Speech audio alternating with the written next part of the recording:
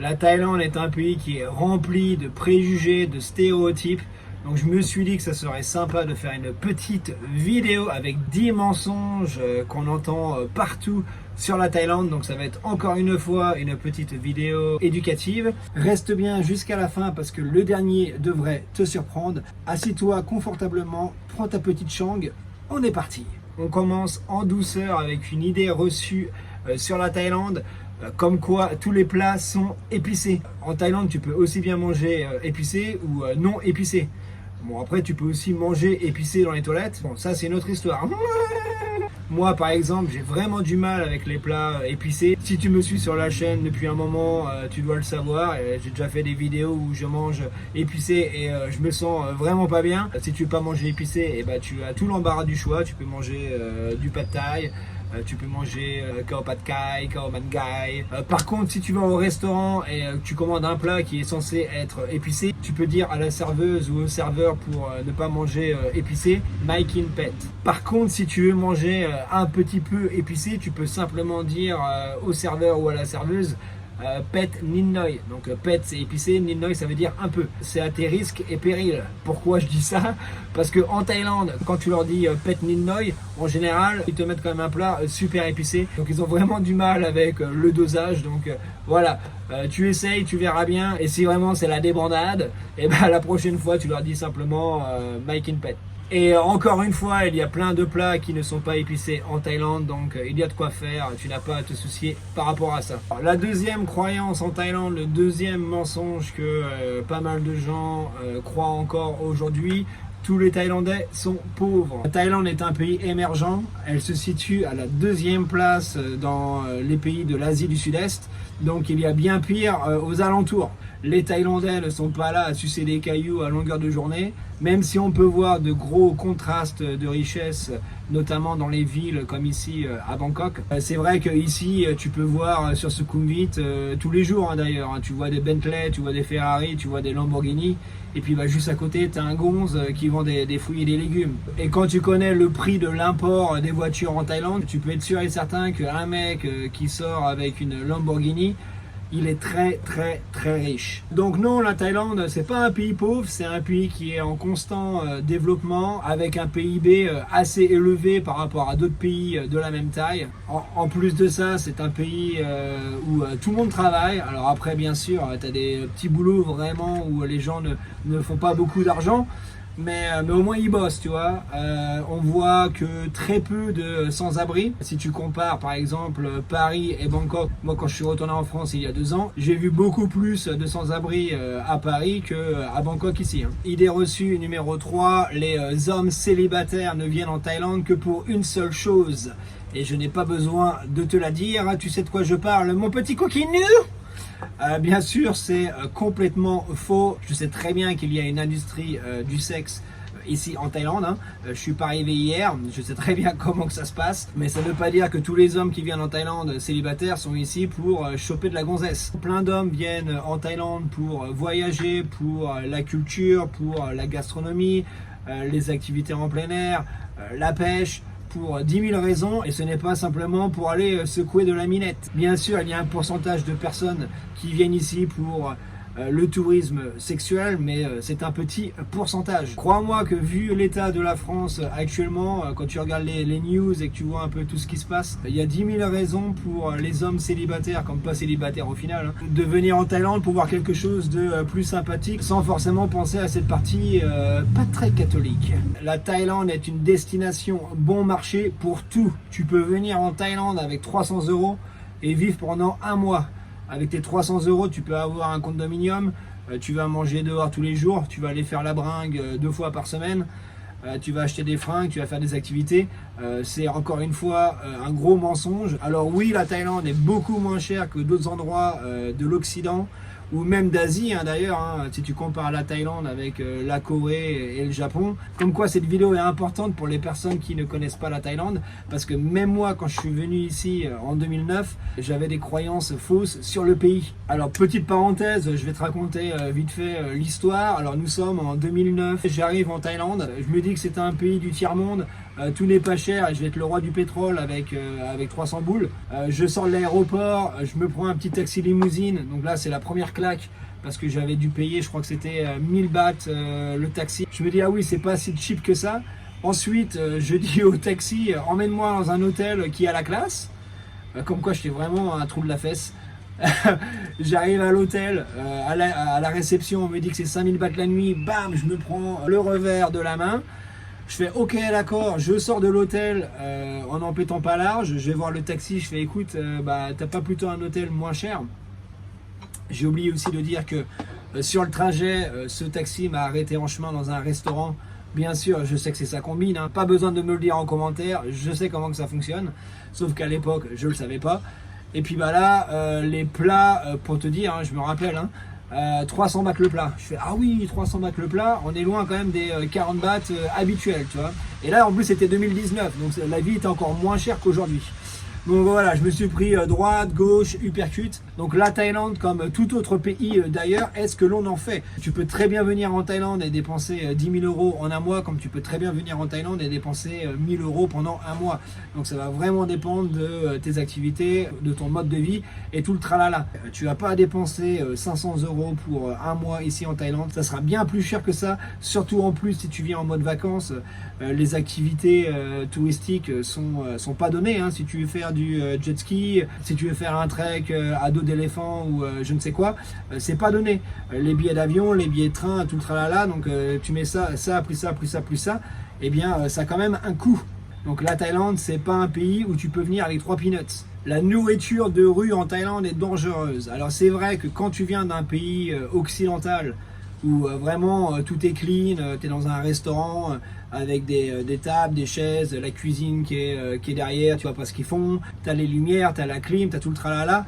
Et puis à côté, tu as la Thaïlande où tu manges limite à même le sol. Non, bien sûr, je déconne, mais tu as ton petit siège, ta petite table, les mecs qui cuisinent à côté.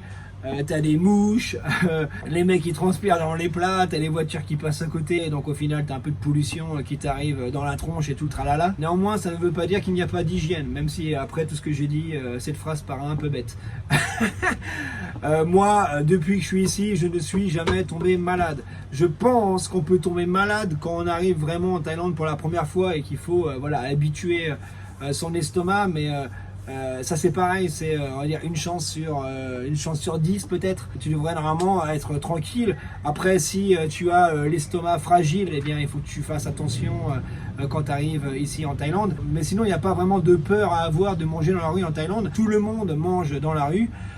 Les Thaïlandais comme les touristes, comme les expats comme moi. Et puis eh ben, on est toujours là, hein, on n'est pas mort, hein, donc il n'y a pas vraiment de danger par rapport à ça.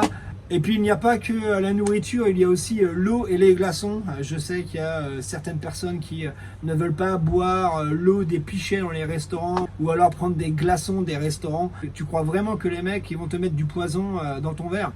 Non mais franchement, ça c'est pareil, c'est une croyance complètement fausse. Il n'y a aucun souci. Le seul problème pour moi dans les restos thaïlandais, c'est quand ils mettent à la place de l'eau du thé. Ils te mettent des fois du thé thaïlandais, là, tu bois ça. Bah, moi, j'aime pas. Peut-être que toi, t'aimes bien. Moi, j'aime pas ça. C'est mon seul problème avec certains restaurants. Et puis, vraiment, si t'as peur de l'eau, tu peux prendre une bouteille d'eau dans les frigos. Parce qu'ils ont, dans la plupart des restaurants, ils ont des petits frigos avec du Coca-Cola, des bouteilles d'eau. Et puis, si t'as peur de l'eau aussi, tu peux mettre des chaussettes quand tu te baignes. Les ladyboys ne sont que des travailleuses du sexe. Les ladyboys ou transgenres, qu'on appelle Katoy ici en Thaïlande, sont souvent stigmatisés à tort comme étant uniquement impliqués dans l'industrie du divertissement et du sexe. Eh bien en réalité c'est encore une fois complètement faux. Les ladyboys, comme toute personne vivant en Thaïlande, ont un travail à part entière. Elles ne sont pas là simplement pour montrer leurs fesses ou pécho du phalangue dans la rue de Soi Cowboy ici à Bangkok. C'est sûr que si tu passes tes vacances dans les rues chaudes, tu vas voir que des ladyboys et tu vas te dire que tous les ladyboys en Thaïlande ne font que ça de leur vie. C'est un peu comme si tu venais en France et puis tu allais faire un petit tour en Bretagne. Tu fais la rue de la Soif à Rennes et puis tu te dis oh là là, tous les Français sont alcooliques, tu vois. Et c'est complètement faux. c'est simplement les Bretons. Parce qu'on le vaut bien. Les massages thaïlandais sont toujours douloureux. Alors les massages thaïlandais peuvent être relaxants et thérapeutiques. Il est vrai que les techniques utilisées dans les massages thaïlandais impliquent souvent des mouvements de pression, d'étirement et de pétrissage profond. D'ailleurs, tu peux aller voir cette vidéo que je vais mettre par ici, où avec Kay on s'est fait un petit massage et on s'est bien fait défoncer. Mais il faut quand même savoir que si tu vas faire un massage thaïlandais en Thaïlande, et que tu veux, je sais pas moi, détendre tes muscles parce que tu as mal aux jambes, tu as mal au dos, il va bien falloir qu'ils aillent chercher les tensions dans tes muscles pour les relâcher, pour te détendre. Et puis c'est aussi pour aider la circulation du sang, pour stimuler les points d'énergie. Donc si tu fais un massage thaïlandais, tu vas souffrir dans tous les cas. Ça c'est clair. Après, à toi de voir avec la masseuse pour lui dire bon bah vas-y soft parce que je suis un mec super sensible, ou alors l'inverse, hein, tu peux lui dire vas-y défonce-moi, j'aime ça. Ils sont normalement censés écouter tes requêtes. Même si des fois c'est un peu comme tout à l'heure avec les piments, tu vois, tu leur dis ouais pet Nindoy et puis au final t'as la bouche en feu. Des fois tu peux dire au masseur vas-y doucement. Dans la vidéo qu'on a fait justement avec elle où on se fait masser, elle lui a dit en thaïlandais en plus, hein, dit allez mollo, et au final le lendemain Kay elle avait encore mal à la nuque. Donc voilà, ça dépend de ton masseur, mais sache que si tu veux faire un massage thaï et que tu as peur d'avoir mal, donc déjà d'une, tu peux lui dire d'y aller mollo, et puis surtout il y a différents massages. Un massage thaïlandais ça fait mal parce que c'est vraiment à même le corps sans rien, alors qu'un massage à l'huile par exemple sera plus soft qu'un massage thaïlandais. Donc tu peux partir sur ça, et puis après tu as différentes variantes. Personnellement moi je fais soit thaï à l'huile ou massage des pieds, mais tu as d'autres types de massages qui nous font pas mal et qui sont super relaxants. Donc il faut quand même garder en tête qu'un massage c'est censé voilà, te détendre les muscles, donc il faut un minimum de pression et tu vas avoir mal, mais la récompense aussi par rapport à ça, c'est que quand tu vas sortir du salon, tu vas vraiment avoir l'impression de voler quand tu marches, quoi. Et puis vraiment si t'aimes pas la douleur et que tu veux vraiment faire un massage, tu vas dans les salons de bosseuses. Et puis ils vont te faire des massages tout pourris, mais à la fin tu auras une petite gâterie. Coquinou. Il est courant d'entendre aussi par rapport à la Thaïlande que c'est un pays dangereux. J'ai déjà fait des débats à mon travail avec un collègue qui me disait que la Thaïlande était un pays plus dangereux que la France. Je regarde les news en France, je regarde les news en Thaïlande. Je ne vois pas en Thaïlande des mecs qui squattent les maisons. Je ne vois pas en Thaïlande des mecs qui arrachent des colliers à des grands-mères en leur mettant des gros parpaings derrière la tête. Je ne vois pas des mecs qui poignardent des enfants dans un parc. Je ne vois pas des mecs qui se foutent sur la tronche en sortie de boîte de nuit. Je ne vois pas de mecs qui se font racketter. Donc pour moi c'est une belle blague. La Thaïlande ce n'est pas un pays dangereux. Surtout pas comparé à la France. J'étais voir tout à l'heure sur Google un peu pour être sûr que je dis pas de bêtises. J'ai regardé l'évolution de la criminalité. Franchement ça fait peur. Ici c'est sécurisé, bien sûr, ce ne sont pas des bisounours, il y a des histoires, ça peut se foutre sur la tronche, mais comparé à la France c'est de la piste de chat. En fait moi ce que j'aime en Thaïlande c'est que les Thaïlandais ils en ont rien à faire de toi. Ils vont pas aller t'embêter pour un regard, ils te laissent tranquille. Bien sûr si tu viens les chercher, ils vont répondre présent, ça c'est pas un problème. Le Thaïlandais s'il faut se battre, il va se battre. Et sinon pour le reste ils font leur vie. Et toi, ils s'en foutent que tu sois catholique, que tu sois musulman ou que tu sois bouddhiste. Ils en ont rien à carrer les gonzes. La Thaïlande ne vaut pas la peine d'être visitée pendant la saison des pluies. Alors celle-là je la vois souvent sur les groupes Facebook. Est-ce que je peux venir en Thaïlande pendant la saison des pluies ou est-ce que je dois attendre l'été? Non mais faut arrêter avec ça, purée. Moi je suis venu en Thaïlande la première fois pendant la saison des pluies. J'ai passé 2 semaines incroyables. Ça a été le coup de foudre à Notting Hill. J'ai adoré. Alors ce qui se passe pendant la saison des pluies en Thaïlande, c'est qu'il va pleuvoir. Super, mais il va pleuvoir sur une petite courte durée. Super intense, hein, c'est un climat tropical, donc il va pleuvoir comme bâche qu'épice. Et puis au bout de, je sais pas moi, un quart d'heure, 1 heure, c'est fini, et puis tu peux repartir à tes activités. En plus de ça, de venir pendant la saison des pluies en Thaïlande, ça implique que tout va être moins cher, donc tu peux faire des économies. Un autre avantage de venir pendant la saison des pluies, c'est qu'il y aura moins de monde. Donc qui dit moins de monde dit moins de queue, dit moins d'énervement parce qu'on a souvent pas envie d'être entouré de Ruskov ou de Français ou de touristes chinois ou n'importe quelle nationalité. On veut juste être tranquille avec notre copine, notre copain, nos amis pour partir en vadrouille. Donc tout ça c'est des plus. Alors moi je ne vois pas le problème de venir en Thaïlande pendant la saison des pluies. C'est une saison comme les autres. Il faut savoir que venir en Thaïlande pendant la saison haute, l'été, il fait aussi super chaud. Donc si tu as du mal avec la chaleur, eh ben, tu n'as pas non plus aimé. Donc alors tu viens pas l'été, tu viens pas l'hiver, tu viens quand? Et le dernier point, le dernier mensonge, la dernière croyance, les Thaïlandais sont toujours souriants. Alors oui, les Thaïlandais sont connus pour leur hospitalité, leur amabilité. C'est des gens gentils, qui sont très accueillants. Et puis ils sont souriants vis-à-vis des étrangers et des visiteurs. Cependant, ils ne sont pas différents de nous autres. Le Thaïlandais a aussi des émotions.